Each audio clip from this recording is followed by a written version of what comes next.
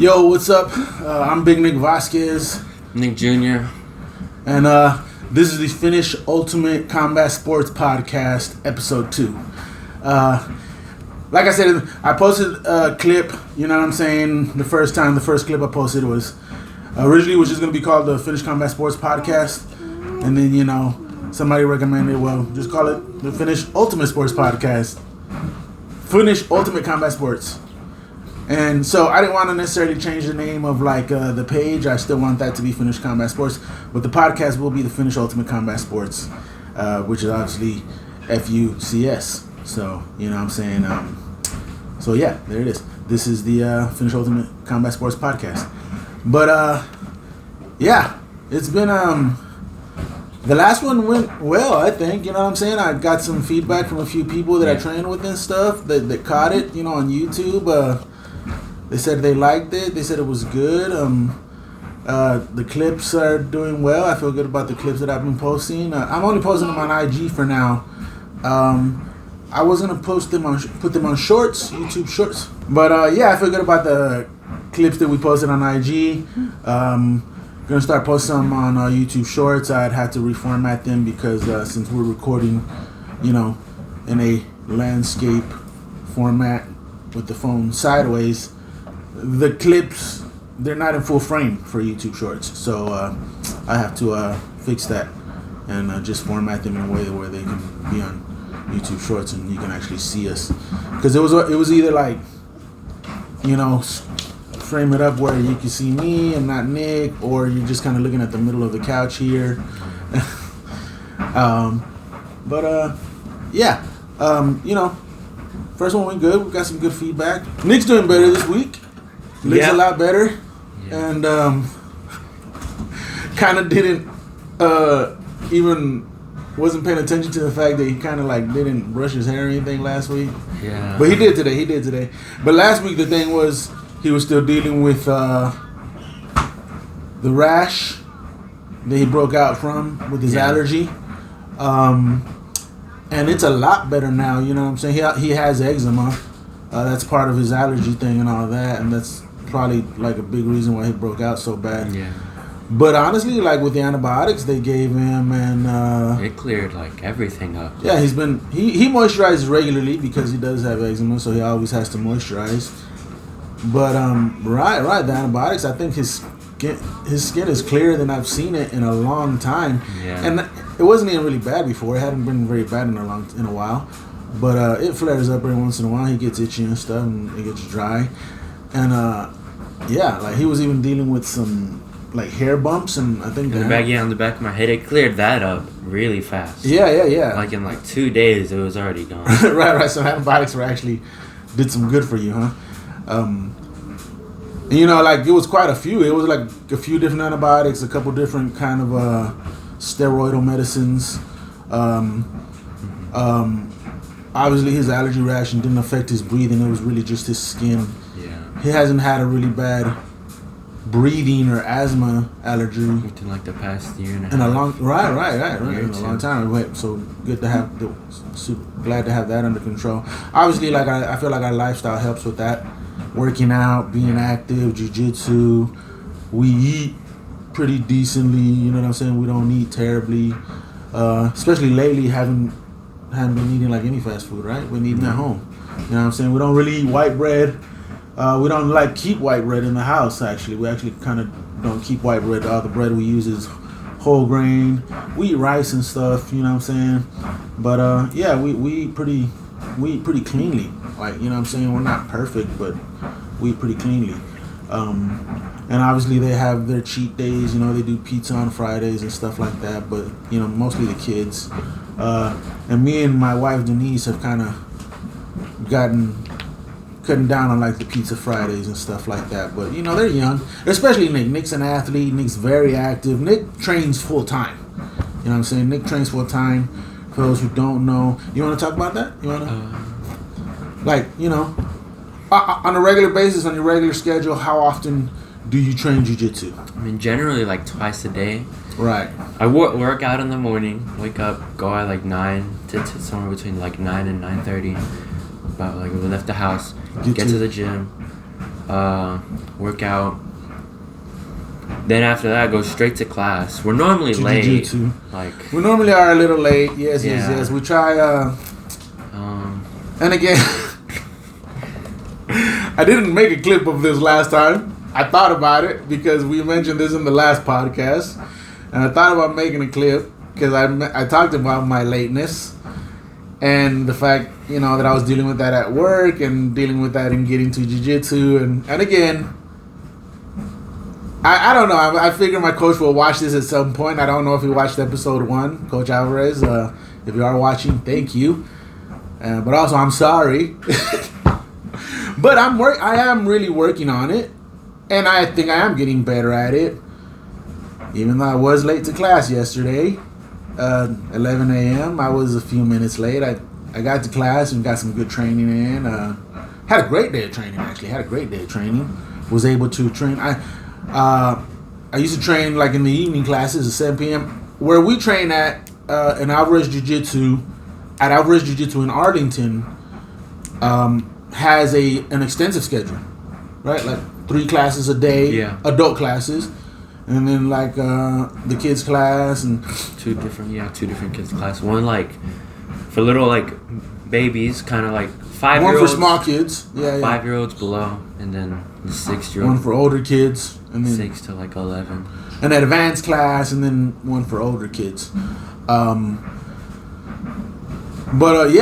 far as the adult schedule, they have a 6 a.m. class, and that used to be only 3 days a week.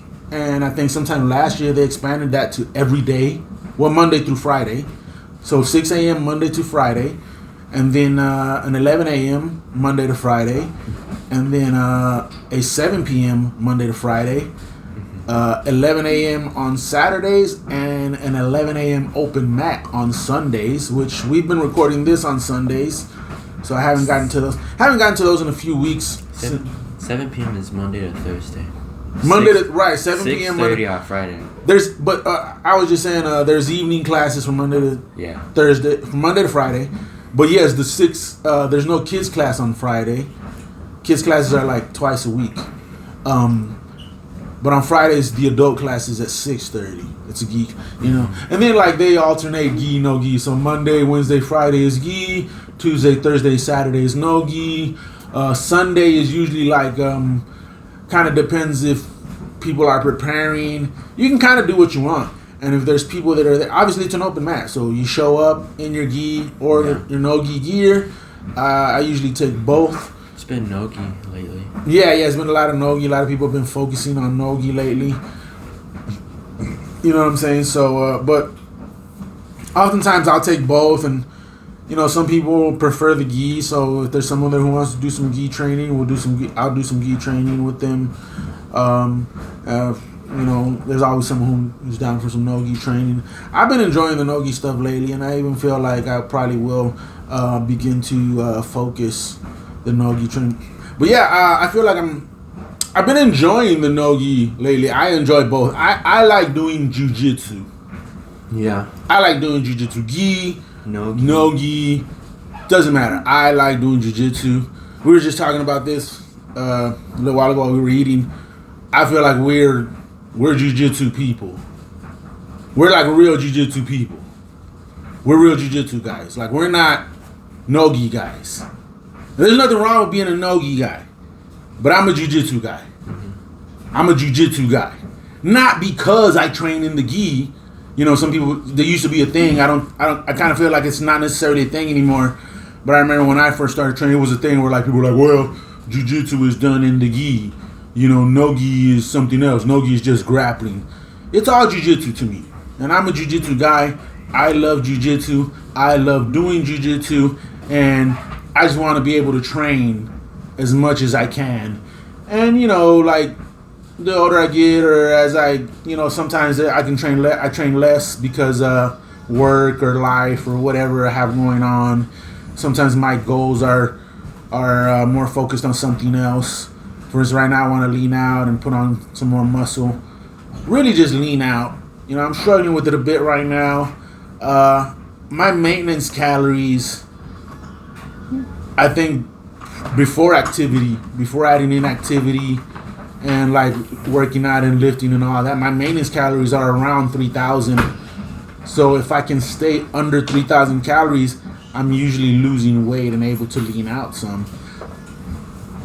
Like literally, and I know that sounds like a lot, but we train a lot and we're very active. You know, even on days when I work, if I have a morning or if I'm free, whenever I'm free, whether it's in the morning or at night, typically lately I'm free in the morning, so I wake up, like Nick said, we go work out, we go to jiu-jitsu or whatever. For me, it's usually one or the other.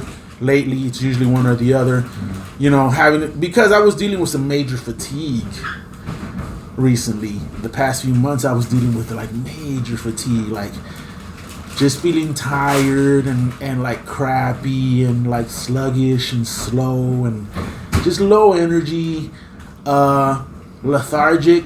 You know what I'm saying? Just feeling lethargic and like slow, and kind of just pushing through that because we're used to training. And so, I mean, I can still go train and do stuff even when I'm feeling like that, or if I'm not feeling 100%, like that's not a problem.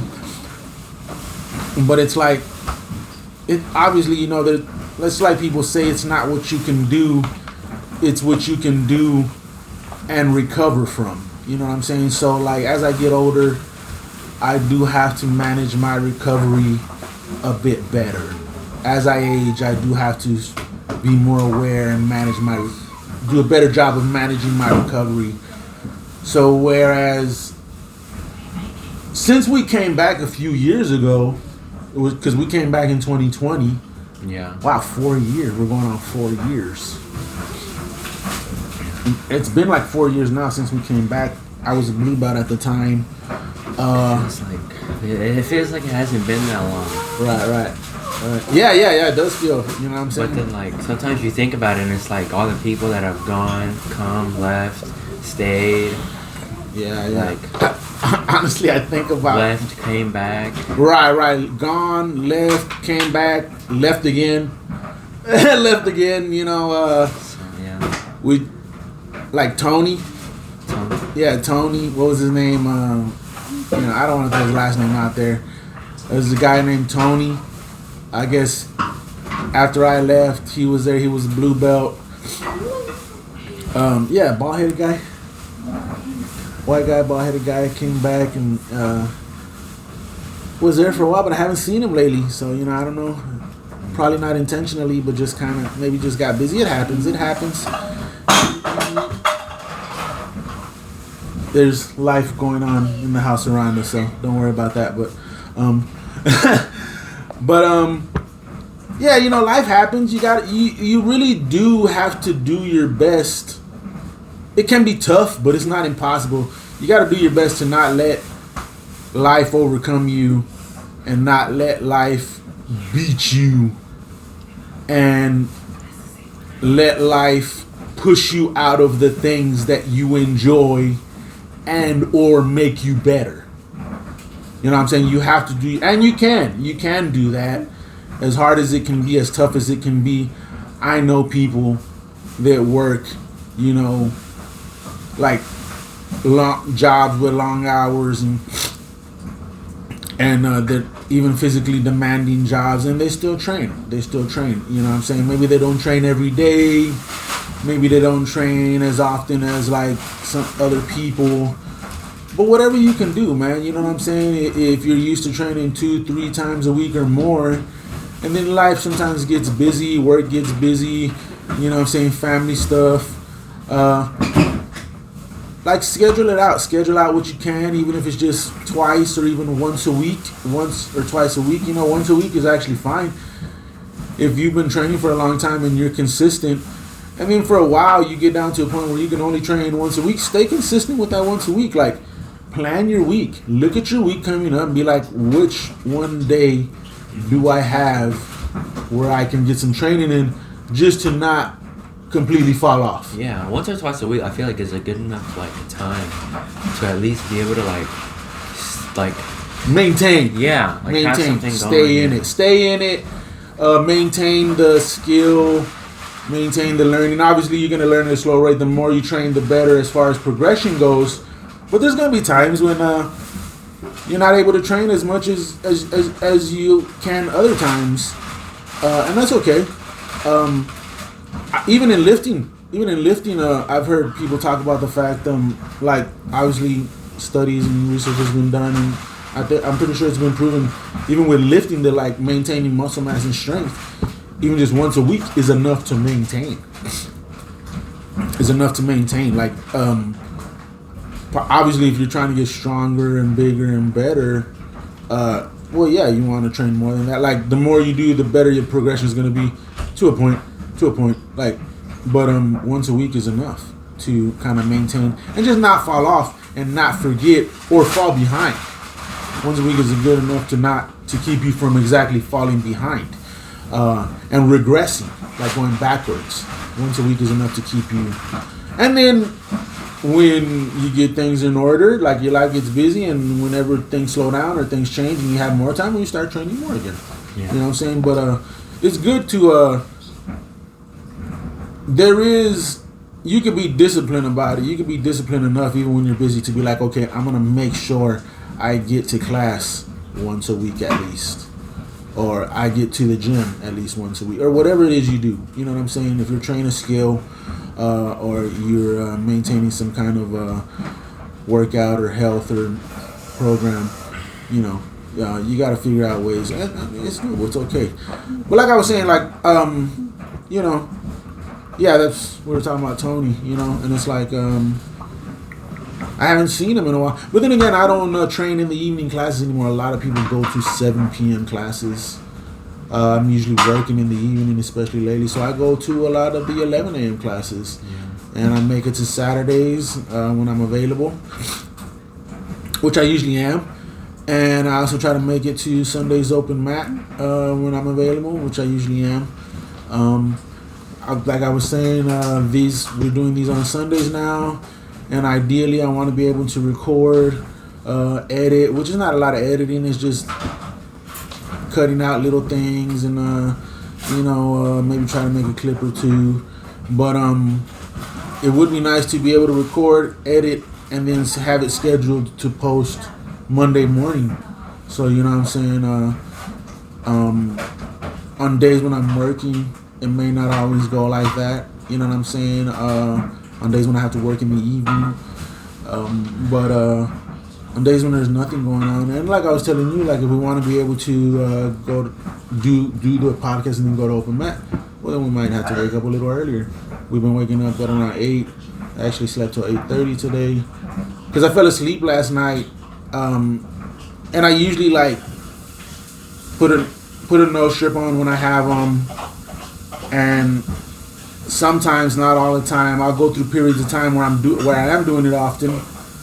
I'll take my mouth. Obviously, we take the supplements like the magnesium. What's it called? Magnesium. Theanine.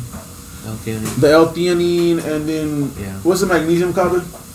Glycinate. The magnesium glycinate. Yeah. There you go. Caffeine's working. Right. We take the L-theanine and the magnesium glycinate, and that stuff really does help me sleep. Like especially if I take it like an hour or so before going to sleep. Sometimes I just take it right before going to sleep. But if I take it earlier in the night, like an hour or so, an hour and a half before, it really does kind of relax you, ease you out. I think it's more for the nervous system. It's just to like bring the nerves down and get your body in a state where you can sleep and even fall into a deep, and it does help. And last night, you know, I actually forgot I didn't take them. It's not that big a deal, but I didn't take them, and I didn't even put my nose strip on, and I didn't put my mouth tape on, which I was planning on doing those things. And then I was just laying in bed, and it was kind of late. It was around 1, I guess. That's just what time I got to bed. And I was like, I was laying there, and then I was like, I literally, as I laid down, I was like, I didn't put my nose strip on, and I didn't put my mouth tape on, and I didn't take my supplements, you know, for that I take for sleep at night. I was thinking, and then I'm like, I don't have my watch on, and I was laying in bed, and I was like, I'm not getting up to do that because that's just gonna take me another probably 10 to 15 minutes. I'd rather just lay here. I'm already ready to go to bed. Like, I'm tired and I'm ready to go to bed. All those things are good and they can help with sleep and the quality of sleep. But I feel like I don't need them. So I'm just going to go to sleep. And that's what I did. I just laid there. And so I usually set my alarm in my watch. And I didn't have my watch, so I think I woke up. I did like kind of wake up at around 8:15. I looked over, and your mom was like laying facing me, and I could see her watching. I think it said 8:12, and I was just kind of like, okay. I was like, okay, I'm gonna get up in a minute. And I think I dozed off again, and then she woke me up. She was like, babe, it's 8:30, and I was like, okay, I'm getting up. And I got up, and that's when I came and woke you up. But yeah, in the future, if we want to be able to make sure, obviously you're going back to training. Yeah. And you want to train as much as you can. And, I mean, I think you're good, dude. Your skin looks good. I feel like the gi is what... Because, like, my chest is... I feel like there's some that are still kind of there. On your chest? Right. Yeah, we don't want to, like, your skin to get tore up. And the gi is rough. The gi is rough. Kind of rough. What was I saying? Yeah, we would just have to wake up earlier. Yeah. Instead of 8 a.m., 7 a.m. or, earlier. Like, just to make sure we have time to record and then get to open mat. You know what I'm saying? But, yeah. So, I had a good week this week. So, on, like we were talking about how often you train, though. So, on any given week, it's 2-a-days, Monday to Friday, for the most part. Yeah. And then Saturday and Sunday. So 10, 5 times, 12 classes a week, plus strength and conditioning, which lately has been like 3 times a week. Yeah. Changed the schedule. We switched up our lifting schedule. And then I also realized that I've been thinking it for a while, we kind of just work out together and do the same thing. And, obviously we're lifting different weights or doing different intensities or maybe even doing different rep schemes. Even though we're together, we're doing different rep schemes. But I realized, like, I can't necessarily do the schedule he does for lifting and or jiu-jitsu. So kind of realizing I'm going to have to, like, work out my own schedule, my own program. That's for me because I'm 39 and, and I'm getting older and I'm healthy and I'm in good shape. I feel like I'm in great shape. Definitely could be better. Would like to be leaner. Want to be leaner, and I'm working on that. Will get leaner. But I'm not 16. I'm not like this young, growing bull. I'm an elder now. I'm an elder. Like me and my family and within my community, obviously I'm the youngest of 4 siblings, so not in that respect. I'll always be the youngest of my 4 siblings with my, brothers and sisters and all of that. But yeah, within my community, my family, I'm the elder. I'm getting older now, so I have to still take care of myself. I still like to train hard. But I just gotta manage it better. I just gotta be smarter about it. You know what I'm saying? I have to be smarter. Obviously, gotta stay with my mobility. I always feel better when I'm doing my mobility and stretching and all of that, and my warm ups, and you know what I'm saying. So, but yeah, you know what I'm saying.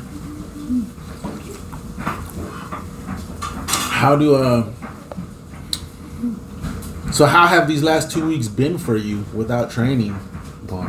Boring? The first week was like, okay. I mean, I could... Cool. Yeah. It's nice. Playing some Fortnite. Yeah. Still watching some film every few days, like watching something. Right. Matches or whatever. Mostly matches, right? Yeah. I like watching matches. It's my favorite thing, too.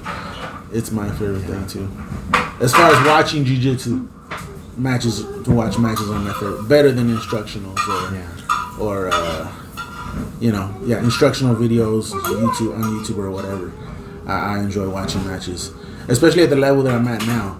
because I feel like I have a very good understanding and I can pick things up. What's happening? Yeah. I'm like, oh, and then I'll see things and I'll be like, oh, I'm gonna try that. And then we talked about this before. I'll go back and try to see like where was the setup. If a guy hits a sweep, if a guy hits a takedown, if a guy hits a submission, whatever it is, something happens. I'm like, oh, and then I'll try to go back because sometimes the setup is like way back. Yeah. Like, oh, I didn't notice. He like all the hand fighting led to that, and all the, you know what I'm saying. Maybe he took maybe a minute or so earlier. He took this one sleeve grip, and he's just been holding on to that and waiting for the guy to pull away, and he still's got the grip, and then boom, or whatever, sleeve, collar. Maybe he had to work it for a while, so I enjoy. And then what I like to do now is like I'll just watch it straight through, and then I'll go back, and then if there's something specific that I want to see where it happened, and I want to be able to see like how he set it up, and like how he got to it. I'll like boom, let me watch that again, and then I'll watch that one part a couple times over. Like, how did he set up that takedown? Boom, okay, all right, boom. He's snapping, he's throwing, he's faking. You know what I'm saying? Like all this stuff. And I'm like, oh, okay, I see what's happening now. You know what I'm saying? He had to get underneath, and you know what I'm saying? All that stuff. But yeah, even as a white belt, like late stages white belt, I feel like that's where I got a lot better. Because I've always been a half guard guy. And so early on, I really got into watching Bernardo Faria. Bernardo Faria is like a multiple time world champion. And so this was before BJJ Fanatics was a big thing. Like BJJ Fanatics is huge now. Yeah. But he was a part of founding that. He was one of the main people in founding that. And that's why people know him now. Within the jiu-jitsu community early on, though, he was just a fucking beast, and he was known for his half guard. It was literally all he did. Yeah. It was literally all he did. Like, you could go back, watch Bernardo Faria matches, and he's doing the same thing in every match. And everybody knows his game. But they can't stop it. Exactly. He's very patient, and he'll claim, and I get it, because I often feel like he'll claim that he's not athletic, and he'll claim that he's not very strong. But when you see some of the stuff he does, you're like, fuck that. You're like fuck, like he must be strong. Like when you see him kind of dive for takedowns, and you know he's just trying to get to half guard.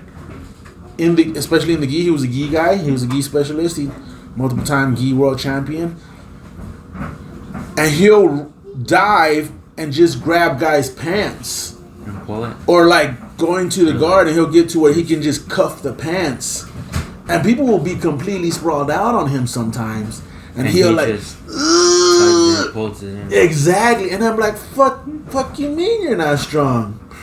Like, what do you think? That takes strength, bro. That takes strength to just pull people in, like get them up, and then bam, go to your half guard, or just go for the takedown. Steer for the takedown, because he would also do that. But he had a very specific game. Everybody knew what it was, and people still struggled to stop it. There did come a time when people knew exactly what he was doing, and they knew exactly how to stop it. And there were a couple of people who gave him a lot of trouble.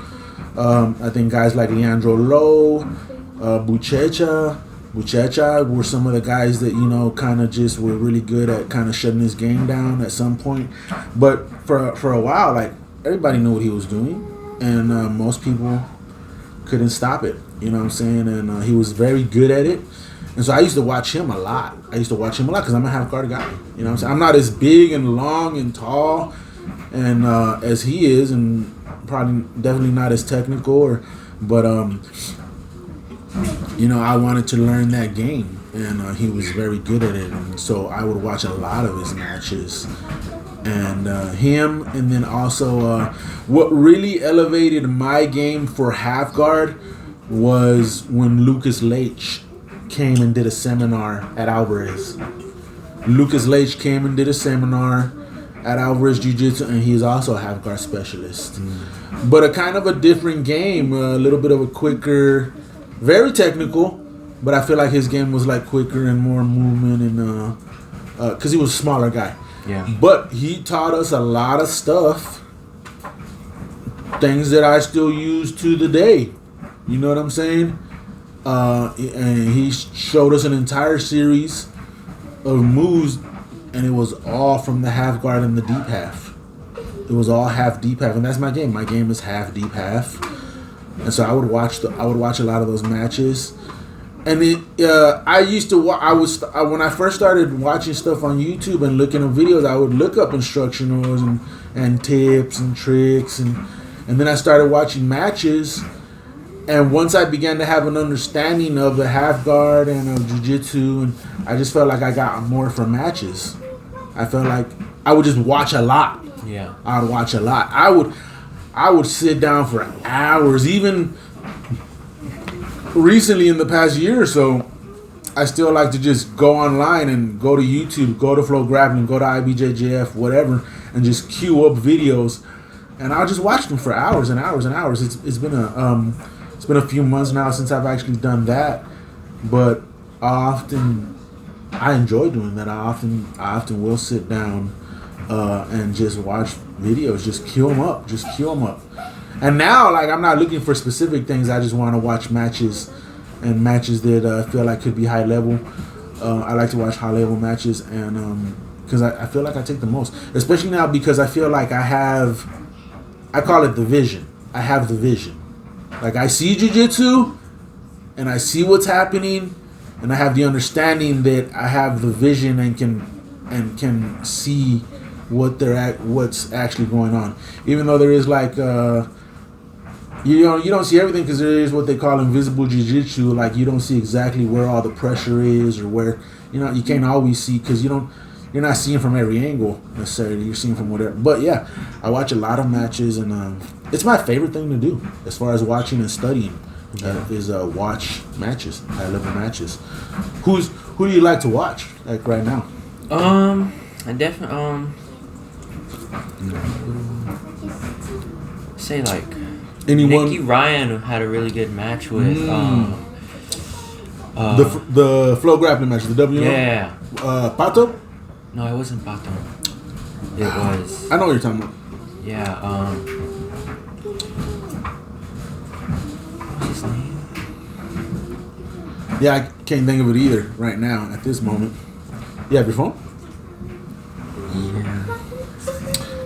But yeah, where he caught him with like was it like a calf slicer or what? Yeah, something. Or like a crazy figure four thing, right? Yeah, it was. It looked like some WWE shit. Figure four calf slicers. It was like a figure four ankle lock or yeah.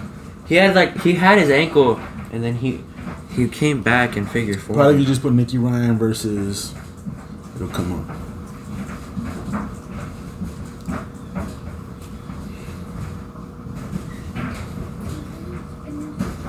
It wasn't Pato? No. Diego Pato Oliveira? I mean, he's just, you hear so much about him in jiu-jitsu right now, so every time you, let me see. I'm going to. Go on the flow?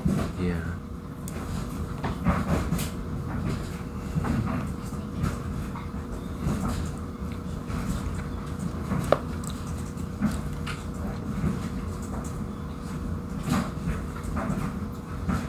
They post a lot of stuff. I mean, you're probably gonna have to scroll way back if you just.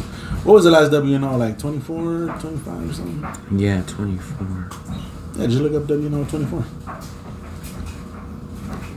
Yeah, but no, 24 was one with it was Fabricio Andre and Diego Pato, and then Gordon Ryan and Josh Saunders, and that wasn't the Nicky Ryan one. It was the one before. It was the one here in Dallas, right? Yeah. Was that the one they did here? Well, Arlington. It would have been 23, I guess. It was the one right before. Here, JT Torres. Oh yeah.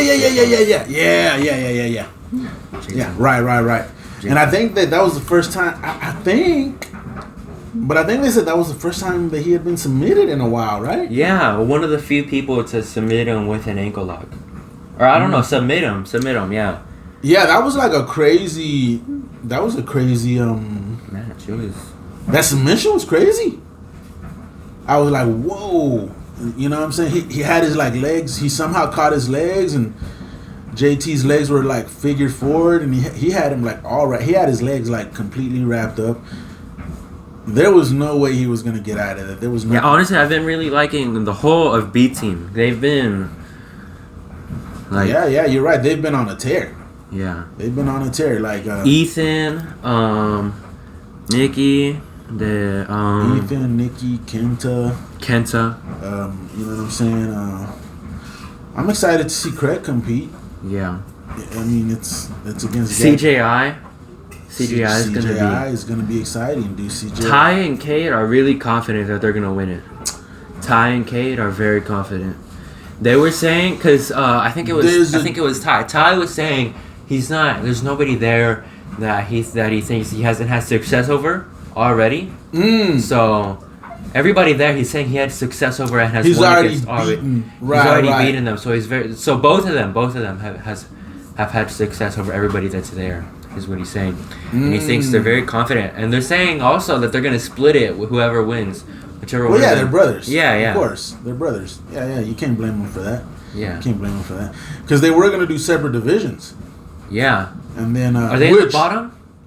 They're in the under 80. Under Yes. 80. Yeah, under it's 80. below and under 80, right? It's the under 80 and over 80. Yeah.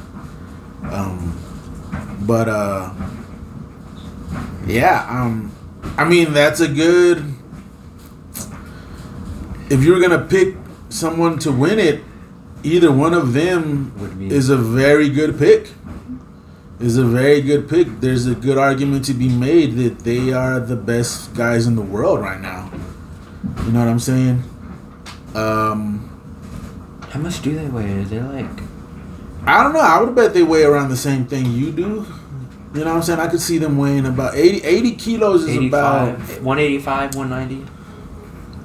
I mean, it's times 2.2. Yeah. 80 times 2.2, 160 plus 8. Well, 160 plus what's that? 32 pounds. It's like 190. 176. Yeah. So that's about what you weigh. 176. 80 times 2.2. Yeah. 176. Oh, that's kind of like 176. All the way up to like going against guys with like 200. But they're in the under. They're in the under 80. So that would be the cap. What? You'd have to weigh 176 is the cap? Yeah. To be in the under 80. Yeah. You have to weigh under. Yeah, but but over though? Like imagine. Yeah, they're basically no the bottom. Right. Well, I'm sure that's why. That's pretty big. That's a pretty big. Like going like if you're like 180 or below 180, it's like. And then you're having to fight guys 200, 210, 220. I mean, who's in that division? Who's in that over 80 division? Nicky Rod. Pull it up. Gordon Rod. On Instagram. Just pull it up. Go to the CJI. Just look up CJI. They have the brackets posted. They got like pictures of the brackets posted. Nicky Rod. I guess J-Rod's doing the under 80, right? Under 80? I don't know how under 80 fucking is Andy Varela, Andrew Tackett, Joseph Chen, Cade Rotolo, Levi Jones-Larry, Lucas Barbosa. Who's this guy? I don't know how to pronounce his name. Owen. Matt. Oh, Matez Denise. Egan O'Flanagan, Jason. Oh, it's Owen. Yeah. Owen? Yeah. It's a weird. It's because he's Irish. It's a weird spelling, but it's Owen. Oh, okay. So the E is silent. Nicky Ryan, Kenta. J-Rod? How do you? No. Renata Canuto. Oh, I think J-Rod's going to ADCC, isn't he? Roberto Jimenez, Tommy Langacker, and Ty Rotolo, and then Majid Haig. Dude, Majid Haig is a beast. Kenta. This is a fucking stacked. That's a stacked division. It is. That's a super stacked division. Who's over 80? For sure, they have something. I know that. Must have been Friday. Friday, Craig posted that somebody dropped out. Mason Fowler was in there in the over 80. Really? And so he posted. He made like a story. He posted a video. A reel. He posted a reel saying that like, oh well, Mason Fowler is out. You know what I'm saying? He did some funny shit where like something about Mason Fowler? Yeah, he did like you know how Craig is. He's always got to do some silly shit. He's always got to do something funny. And he's like, he said something like, authorities reported finding a body. Mason Fowler is out. He's lost his CJI spot and his life. I was like, what the? Like, what are you talking about, Craig? No, but Nicky Rod, Felipe Andrew, Andre or Philippe Andrew. Yeah. Is it Andre? I don't know. Yeah. Philippe. Victor Hugo, Owen Livesey, Ignacio Santos, Luke Rockhold, William Tackett, Pat Downey, Kyle Boehm, Pedro Alex, Muhammad Ali. Muhammad Ali. Yeah. Muhammad Ali. Yeah. Yeah, I know a lot of these guys are.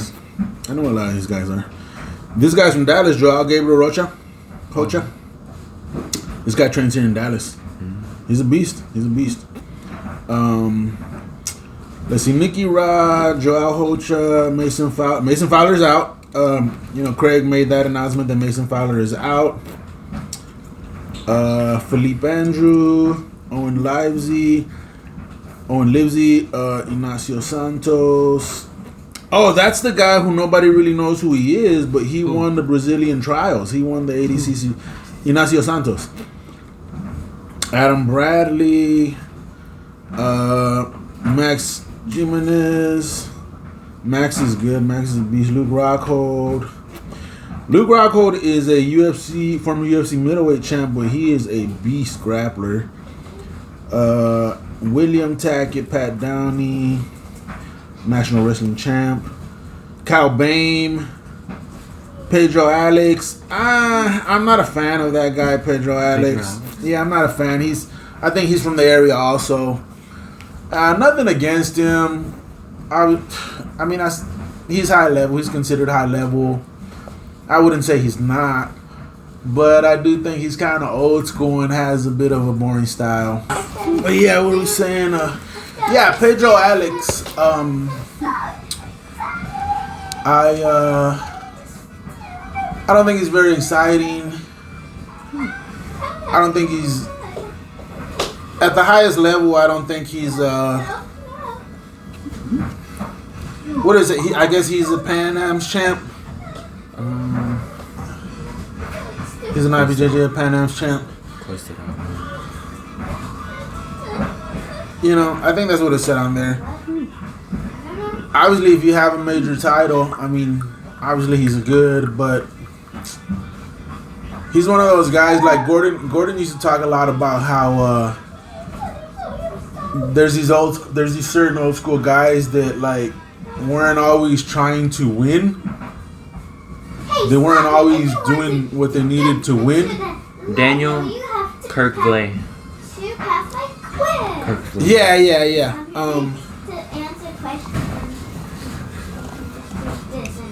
Oh, he's a South American champ, not a Pan Am champ. Yeah. That's still considered a major title. And I'm not saying he's not good. I'm not saying he's not high level. I'm not saying he wouldn't be in there if he wasn't.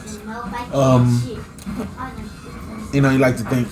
But he competed at Dallas last year. I don't know. Pedro Alex? Yeah. He's from the area. Open? He trains in the area. Open? Yeah, at the Dallas Open. Oh. They call him Bon Bon. I just don't think he has a very exciting style. I don't see him. I could see him just losing his first match. I could see him being knocked out in the first round. You know what I'm saying? I don't think I don't think he's very competitive at the highest level. I don't consider him to be someone who's very competitive at the highest level. I also don't think he's very exciting, and the whole point of this is they want exciting matches. They're doing the 3 5-minute rounds. Yeah, it's $1 million. They were talking about who's gonna tap for over $1 million. Yeah, a lot of things are gonna be broken. That's what they were saying. People are not gonna tap. It's $1 million. $1 million is a lot of money. People. That's like life-changing money, like full, 100%. like 100%. Not just like life-changing money. Like $1,000 is gonna help you like for like a month or two, and then it's gone. Not even. Yeah. Yeah, like $10,000. You know what I'm saying? Basically a couple months. Yeah. And you're talking about. I mean, like $10,000 is still a lot of money, and it can help you if it's like whether you save it or you don't. You're gonna like it's gonna help you. Well, as far as expenses go, I mean, let's just say the average person, like us, like our bills come out to like $3,000-4,000 a month. I think something like that, like maybe more. You know what I'm saying? So $10,000 is like a month, is like 2, maybe 3 months worth of expenses just to live on. Yeah. Like regular life. Yeah, but he's saying like a lot of things are gonna be broke. Cade was. I think it was Definitely. Cade or Ty. Definitely. One of them were saying like things are gonna be broken, things are gonna be like.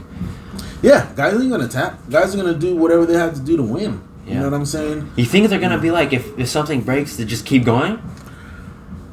I don't know. I think if people get put to sleep, obviously the match is over. Yeah. I could see a situation where someone just I mean, yeah, if the point is to tap or incapacitate, well then. Or if the round ends and then whoever wins. There's definitely been matches in the past.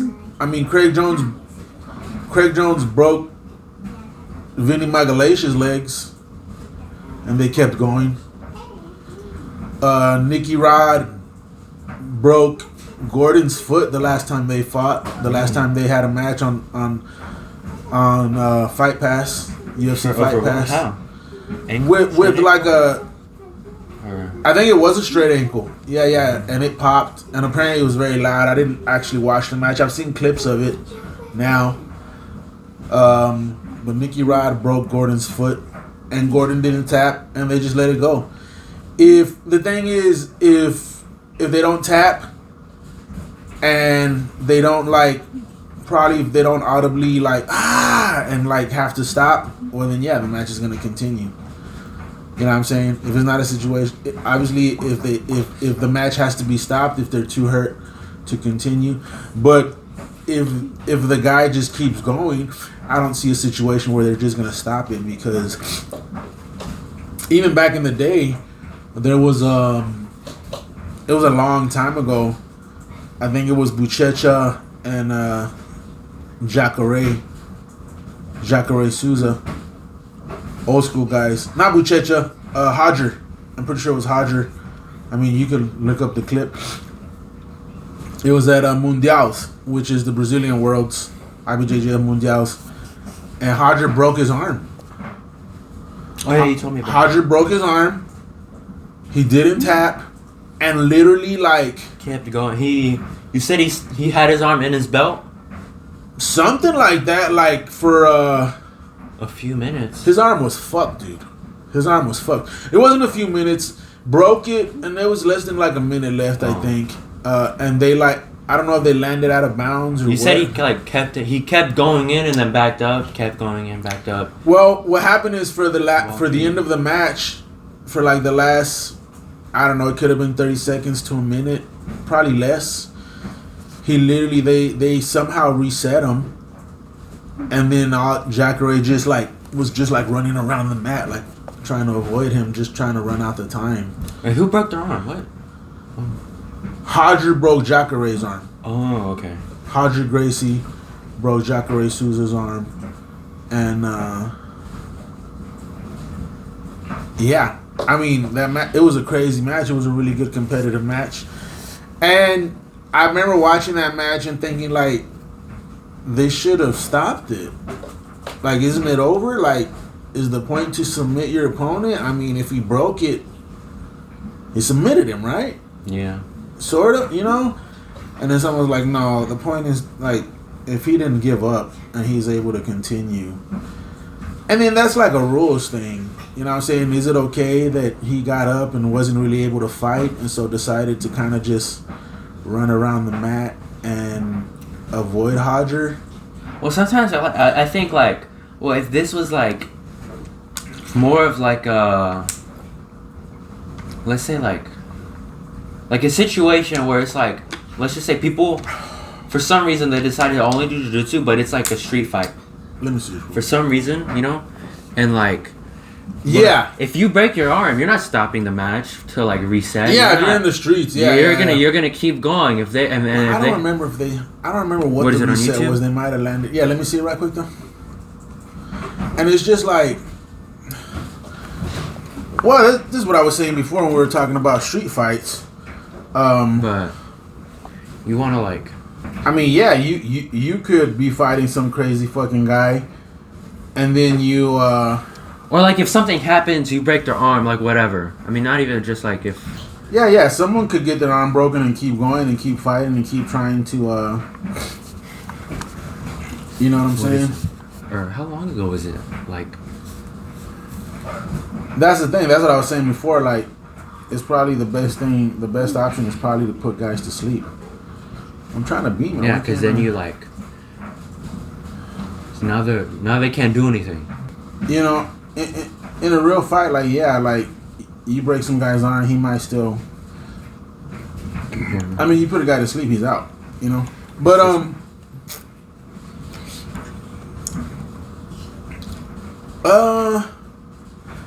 mean, I don't know, that's a crazy thing, man. I guess if the guy can continue... But it's like...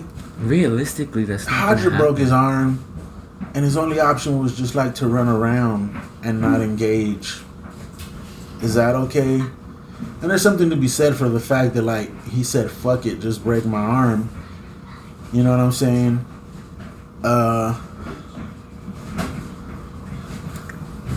And then he decided to continue. But, I mean, you know. Oh, it looks like this is the last minute of it.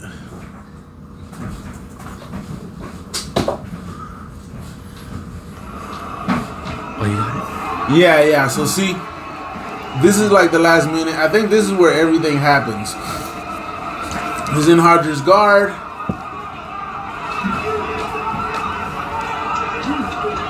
You can see Hodger setting up the armbar already.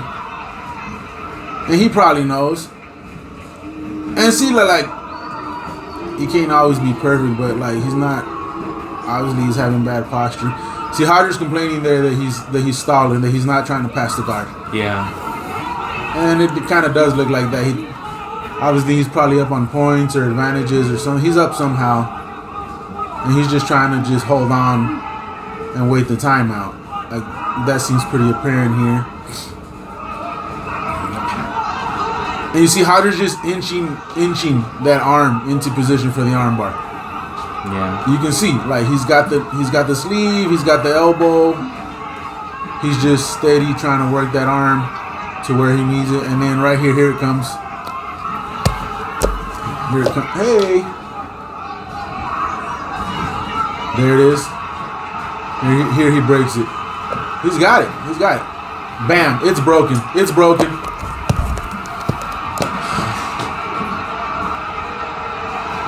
But yeah, it's broken.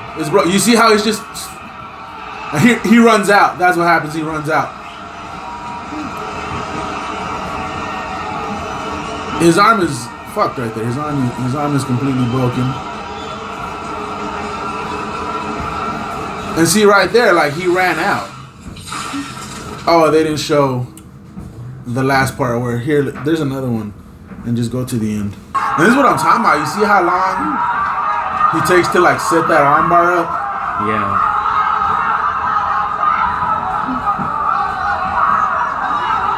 He was just so good, dude. It's broken right there. It's broken already. Fucking shit. I don't know how you even deal with that pain. Well, the adrenaline is pumping. That's really what it is. The adrenaline is pumping. And here, like, he runs out. I feel like that wouldn't be allowed now. I feel like now that would be like, it would definitely be a penalty. Maybe he did get a penalty. Let me see. I don't remember. Because he clearly ran out of the ring. He clearly ran off the mat on purpose. Yeah. He clearly ran off the mat to get the reset. But see, his arm is broken.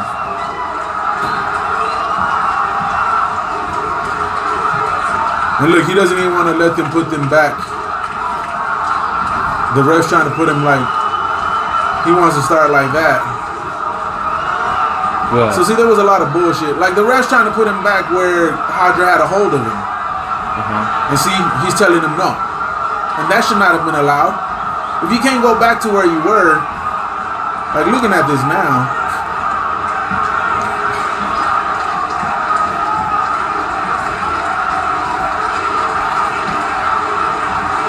See, he doesn't even want to be reset back to where they were.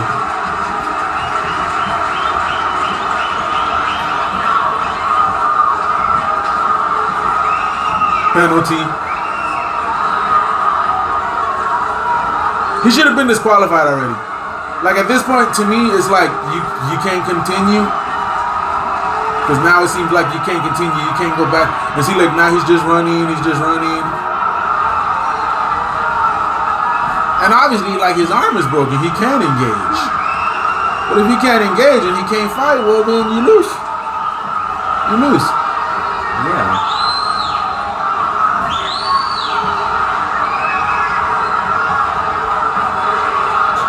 You're running away the whole time, cause you can't fight. You can't continue. You can't continue. Yeah. There's no way for you to win. And he knows that. Fuck. That's all adrenaline, dude. The fact that he's even up and he's even able to use one hand to like try to stiff arm him and keep him away and push back and still the way he's moving still. That's all adrenaline. That arm is broken. The left arm is broken.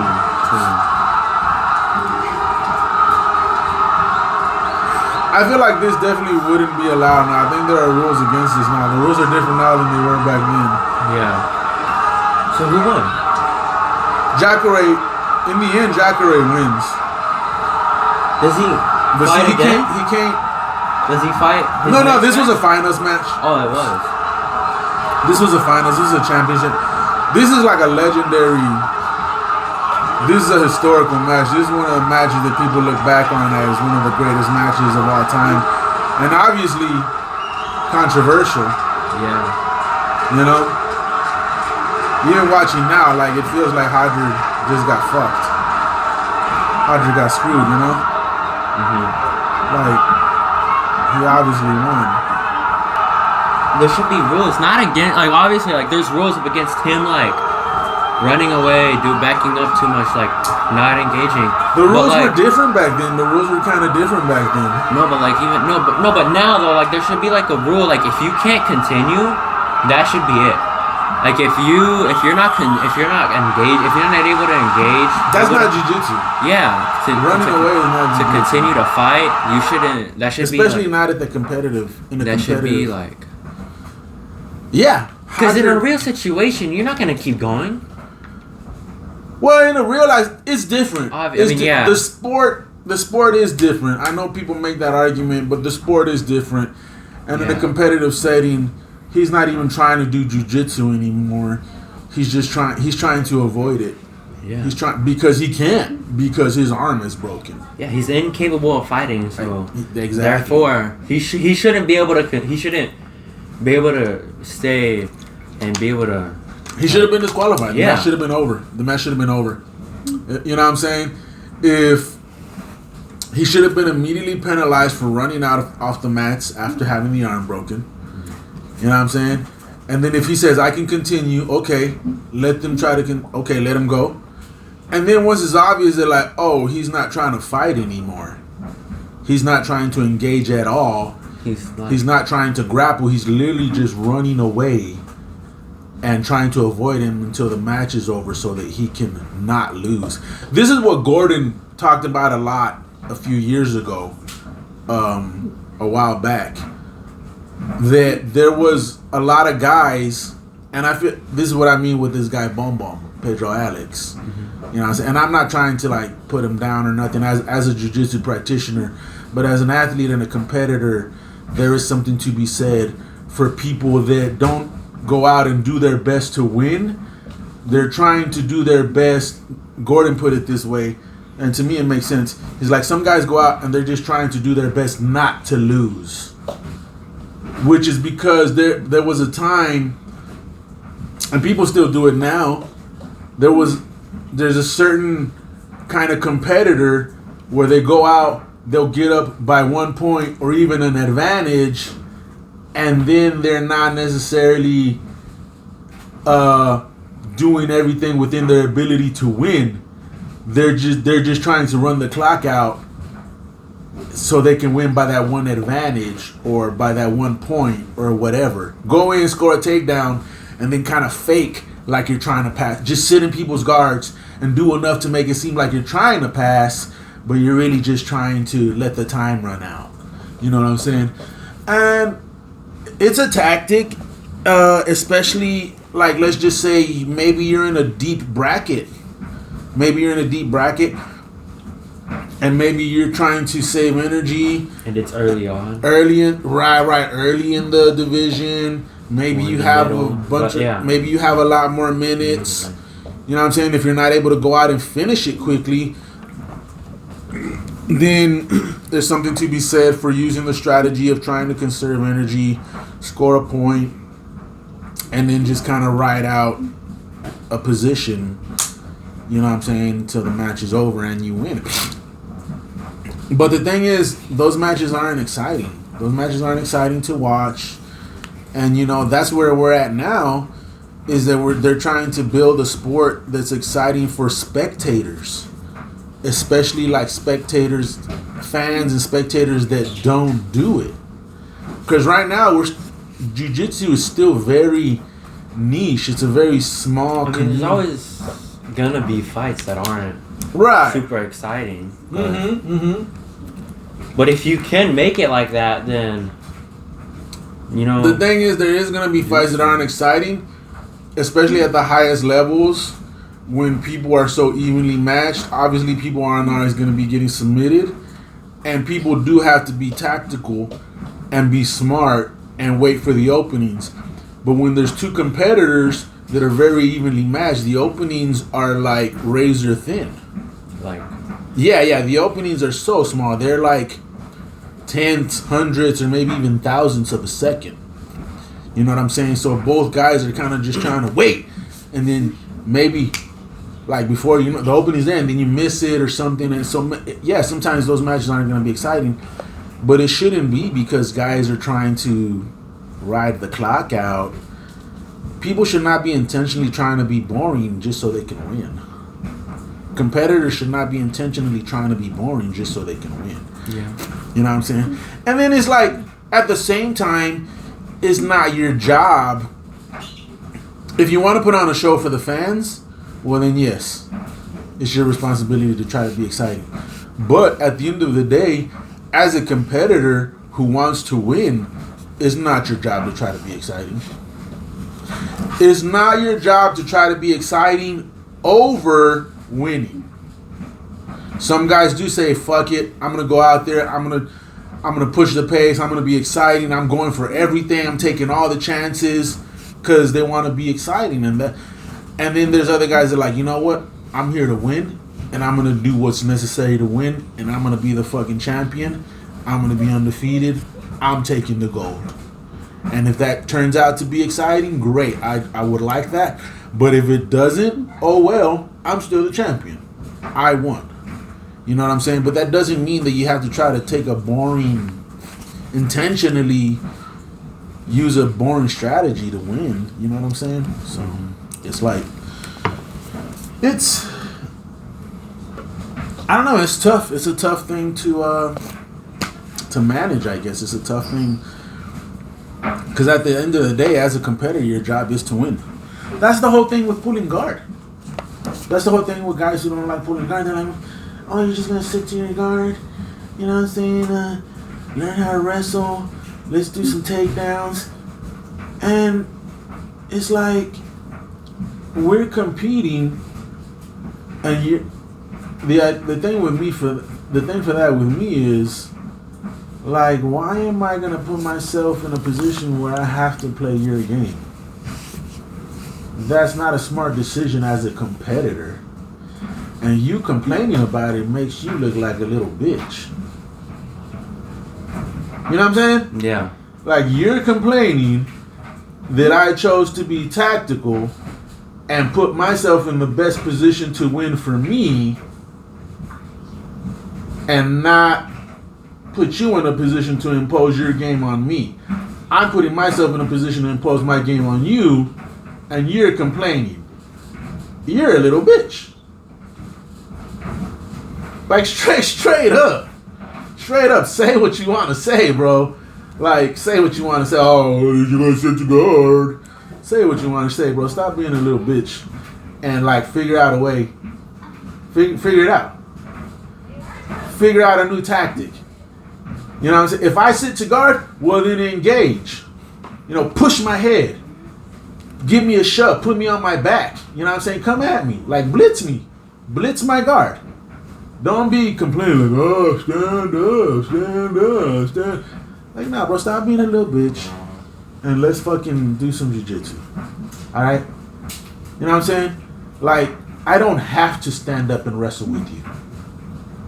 If that's your game and it's not mine, I don't have to stand up and wrestle with you. This is a competition. I'm here to fucking win. I'm gonna be tactical because that's the smart thing to do. And I'm going to put myself in a position to impose my game on you. What's up? Nothing. I'm just like, I want to go back. To jiu-jitsu. It's just... You're ready to go train? Yeah. Yeah. I get it. Has it been 2 weeks?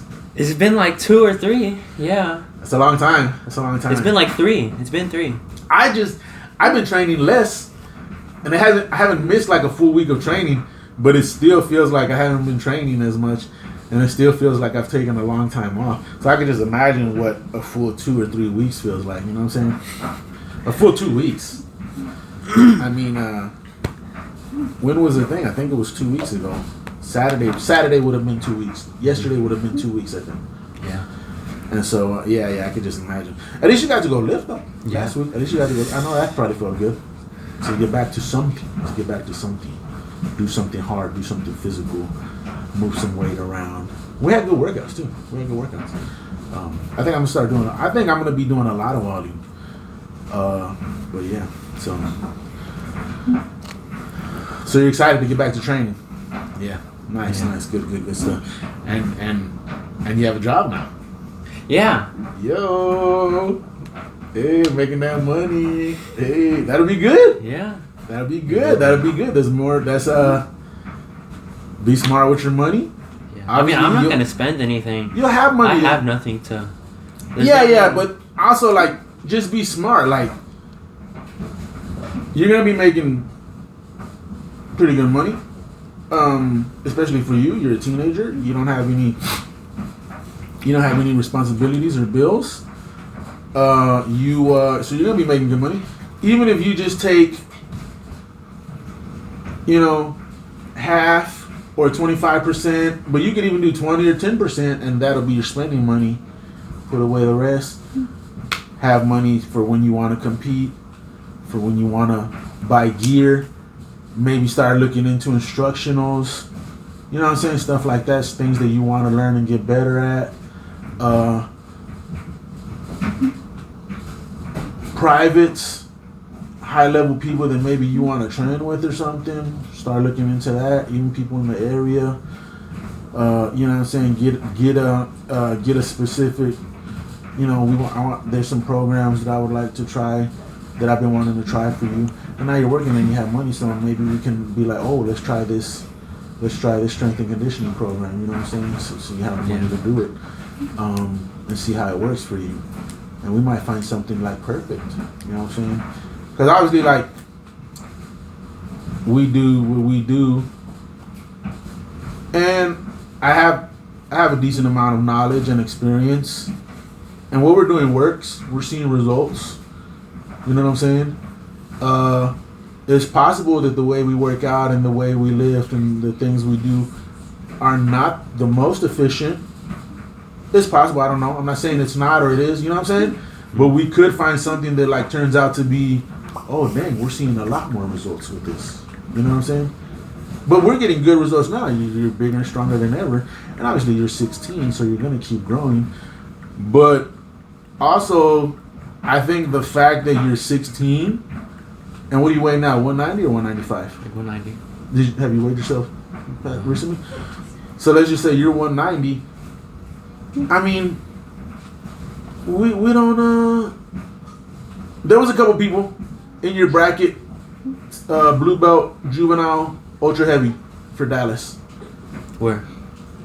For the Dallas Open. Really? Yeah. This season? Yes, like now, the one that's coming up. This one? It sucks that we missed it. But there was a couple people in your bracket, and but there's not a lot of kids your size. There's not a lot of kids at your rank, your age, your weight. You know what I'm saying? We talked about Cal Short last time and the Friday Night Lights or Friday Night Fights. And like, I hit him up recently, like, hey, because he was posting about matches that he's already setting up. And I was like, nobody for Nick. He was like, no, nobody good. Like, nobody his weight and rank and experience level. Nothing that would be a good matchup for him. You know what I'm saying? And I'm a little, as a coach or a trainer, as your dad, I want to put you in the best position to win, which doesn't mean that I don't want you to be in competitive matches. That's exactly what I want. But I don't want to put you against people. I don't want to put you in a situation where, I don't think there's any situation where you don't have a chance, but you know what I'm saying? I don't want to put you in very high risk situations right now. So when he's like, oh, would you put him against someone who's 18, 19, 20? Who's my weight? Yeah, I'm like, I don't know. That's like, that's another thing too. Like, there's nobody. I feel like there's nobody at the gym that's necessarily my weight, my height, or your close size. to it at least, and is like, because if you're 20, at your level. Yeah, because if there's an adult that's like 180, 20s, like mid, late, early 20s, whatever, White belt. or blue belt, Like nobody, true white belt. Like, nobody, like, there's no one there that's like that. Because if they were, they would be like an athletic, like, beast, you know? They would be like that would be like, you know, that would be a crazy thing to see. Yeah. Like, your height, your weight, your size, your experience level. but older. They would be like someone who's 20 years old, 5-10 years older. You know, like, you need like a 20-year-old purple belt. You know what I'm saying? athletic. Yeah, Well, not even athletic, just like good. Yeah, that's like. And obviously I feel like we train at a very high level place. Like, Alvarez is high level. There's only one person. I don't even know if he's like mid or late 20s or early, but he's I forget his name. But he's not like my height though. He's like he's like shorter. He's like a few inches shorter than me.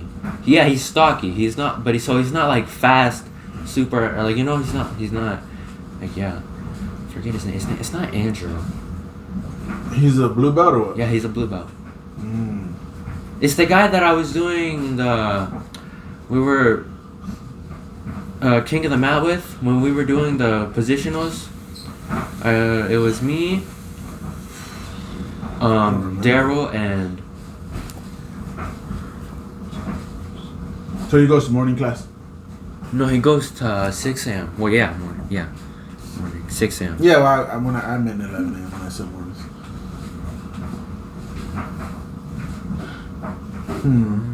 But skill-wise, I mean, there are people that are good matchups for you and good training partners for you skill-wise. You know what I'm saying? I think training and competitive is different, man. And so, I don't know. As of right now, I'm not 100% comfortable putting you in super fights or matches with like 18, 19, 20-year-olds. Adults, yeah, or people that are older. I just feel like you're gonna be completely different a year from now. So I don't know where they're at. You know what I'm saying? I don't know what experience level they're at, how fit and strong or whatever they are. Yeah, and it's. I just want to put my thought process is I want to put you in the best position to win. Yeah. You know what I'm saying? And do I have a tendency to overthink things? Yeah, probably. But I mean, whatever. Everything in due time. So you know what I'm saying? Everything in due time. But yeah, I mean, you know, So what do you think, man? You think it's nerve-wracking and exciting at the same time competing? Like, it's just... The mentality should be,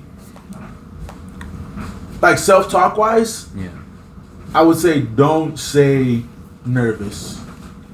Exciting is the way is what I would focus on. Mm-hmm. And like excited, it's okay for you to feel a bit nervous, but like translate that when you say it. Say, I'm excited. I'm excited. Obviously, you should always be happy to be there and have the opportunity to showcase your skills. That's how you should see. That's what I feel like. Like you're there to win. You want to dominate. You want to put on a good show.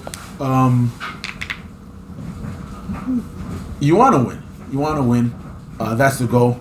But also, like at the same time, like coming into competition, I think the way you talk is important. So I would say like get away from oh, I'm nervous.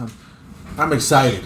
I'm excited to go out there. I'm excited to compete. I'm excited to show off my skills. I'm excited to show off my improvement and what I've been working on. So when you go compete, always take it as an opportunity. Like it's a blessing. It's a blessing that we live this lifestyle, and going out to compete and show people what you've been working on is a blessing. You know what I'm saying? It's like we're blessed to be able to have this opportunity to go out there and showcase our skills. You know what I'm saying? That's how you should always feel. I'm blessed. I'm happy. I'm excited to go out there and showcase my skills. And I want to win. I want to go out. I want to dominate. I want to have a good showing. You know what I'm saying? I want to perform well. I want to perform at my. I want to do my best performance-wise. But at the end of the day, we already know I'm here to dominate. But no matter, regardless of what happens, you know, like we've always said, we're going back to work tomorrow. You know what I'm saying? Regardless of what happens, if I go out there and I dominate and I win, well, fuck yeah, awesome, great. But guess what? Back to training tomorrow. Yeah. Back to getting better and improving. What did I like? Yeah, you know, like what did I succeed at? And what did I not do well in? Like. Yes. That's what competition does. Competition exposes your game for exactly what it is. You're gonna go out. Your weaknesses are going to be exposed. Your strengths are going to be exposed. Like whether win or lose. Yeah, whether or not if you're the best or like the worst, it's like you're still going to see what you're good at and what you're better at and what you're not as good at. And so you can take that back. You can take that back with you. Competition always makes you better, whether you win or lose. I recently heard someone say that the way they explain it to their students is one competition is like 3 months of training. Like as far as what it does for you in your game and how it exposes you, what it teaches you, the experience you get, because it's so different from training. Yeah. The experience you get from going out and competing against people that you may or may not have competed against before, but obviously don't roll with on a regular basis, and then like knowing that they're not taking it easy on you at all because they want to win, and you're doing the same thing. It adds to you in a major way. It's like leaps and bounds forward every time you compete. You know what I'm saying? So the more you compete, the better. Especially for like someone like you, whose goal is to be a professional competitor, a professional athlete. You know what I'm saying? So. And that's coming, especially now that you're working. So now that you're gonna have a job, so be able to compete more. Yes. So so yeah, the future is bright. I'm excited. Even as a fan of jiu-jitsu, I'm excited for CJI. What I was saying earlier is like I think it would be cool to do like a companion. Like we watch it and either record and or live stream it and talking about the match and stuff. So we might do that. Look out for that. Would that not be copyright? No, because we wouldn't show it. It would just be we would be watching it and it would just be us talking about it. Yeah. Oh, okay. Like JRE does that. Joe Rogan, he does that with UFC fights, but they're not showing it. It's just them watching it and like chilling and then and they're talking. They're not just talking, but yeah, we'll be like, oh shit. So we'd be watching it like, oh shit, Andrew Tackett just fucked that dude up. So I think that would be cool. They call it like a companion thing. That's what he calls it. And, so yeah, I think that would be cool. So yeah, this was good, right? Yeah, it's a good episode. I like you opened up a little more. Yeah, that's good. But because like with yesterday, kind of preparing helped you, right? You had something to talk about. Yeah, so good. More of that. I liked it. So there it is. This is the Finish Ultimate Combat Sports Podcast, episode 2. We're gonna go ahead and wrap it up. I'm Big Nick Vasquez. Nick Vasquez Jr. And thank you for watching. Bye. Bye.